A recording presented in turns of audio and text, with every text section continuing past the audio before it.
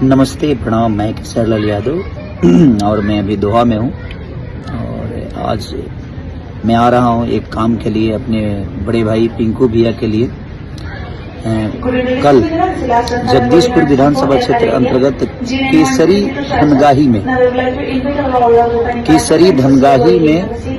राजीव रंजन जी उर्फ पिंकू भैया के मकान का गृह प्रवेश है। उसी गृह प्रवेश में हम सब भाई आ रहे हैं, तो मैं भी और हमारे साथ और भी कुछ लोग हैं। तो आप आइए और अपना प्यार। और कल दिन में है ये 12 बजे, तो आप सबके बीच में मैं आ रहा हूँ दिन में 12 बजे केसरी धनगाही अपने पिंकू भैया के लिए उनके गृह प्रवेश में। तो आप भी आइए 12 बजे दिन में कल 8 तारीख को आप सबके बीच में 8